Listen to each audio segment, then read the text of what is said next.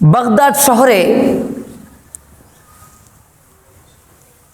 Genghis Khan, তাতারিদের যে Genghis Khan ছিল না, এই চেঙ্গিস খানের সাথে একজন মুসলিম মৌলবীর দেখা হয়েছে, মাওলানা আলেম, তার সাথে দেখা হয়েছে। তো তাকে তিরস্কার করে বলতেছিল যে তোমাদের প্রভু না সবচেয়ে শক্তিশালী, তোমাদের খোদা না আহকামুল হাকিমিন, সব ক্ষমতার অধিকারী, তোমরা না বলো তোমাদের প্রভু তোমাদেরকে রক্ষা করবে, তোমরা না বলো তোমাদের আল্লাহ তোমাদেরকে রক্ষা করবে, কই তোমাদের আল্লাহ, কই কই তোমাদের আল্লাহকে তোমাকে যে বাঁচাইতে পারে নাই।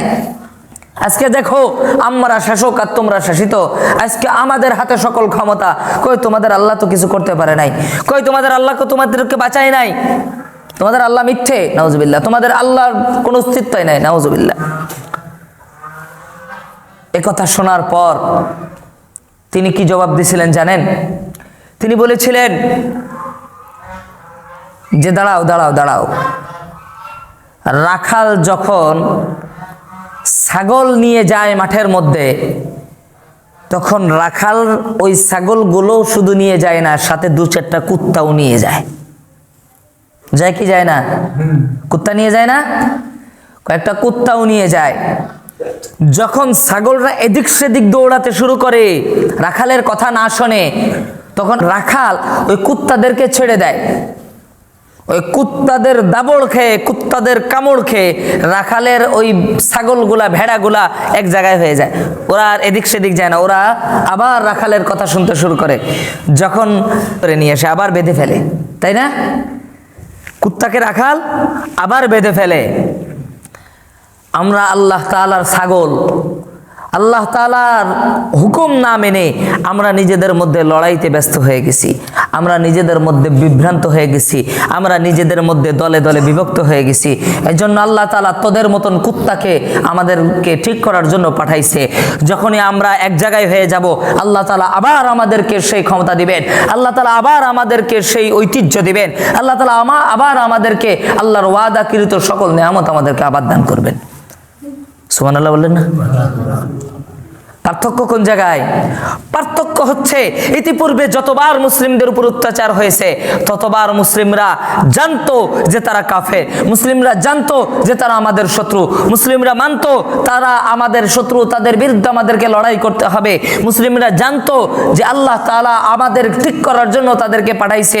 মুসলিমদের প্রস্তুতি ছিল, মুসলিমরা প্রস্তুতি নিয়েছে, মুসলিমরা তাদেরকে ভালো মনে করেনি, মুসলিমরা তাদেরকে ঘৃণা করেছে, অন্তর থেকে ঘৃণা করেছে, তাদের প্রত্যেকটা ধোঁকাকে ঘৃণা করেছে।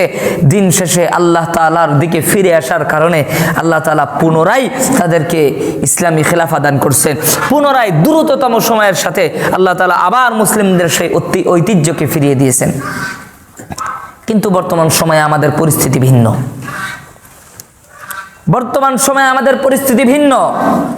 আজকে আমাদের ভাইয়েরা, আমাদের বন্ধুরা, আমাদের মুসলমান ঘরের সন্তানেরা, তারা তাদেরকে উত্তম মনে করে। তারা মনে করে যে আমেরিকা আমাদের শাসন করে, তারা তো শাসন করার যোগ্য, আমরাই অযোগ্য। তাদেরকে হিরো মনে করে। এই ভিলেন গুলা যারা মা বোনদের ইজ্জত লুণ্ঠন করে, যারা বার বার আমাদের উপর অত্যাচার করে, যারা মানবতার কি যেন বলে, মানবাধিকারের নাম জপে যারা প্রত্যেকটা জায়গায় মানবাধিকার লঙ্ঘন করে, তারা সিরিয়াতে করেছে, তারা আফগানিস্তানে করেছে, তারা ইরাকে করেছে, তারা লেবাননে করেছে, তারা ফিলিস্তিনে করেছে, প্রত্যেকটা জায়গায়, শুধু মুসলিম ভূখণ্ডে নয়, তারা ভিয়েতনামেও এই ধরনের জেনোসাইড চালাইছে। এখানে তাদের মানবাধিকার লাগে না, এখানে লাগে না তাদের মানবাধিকার।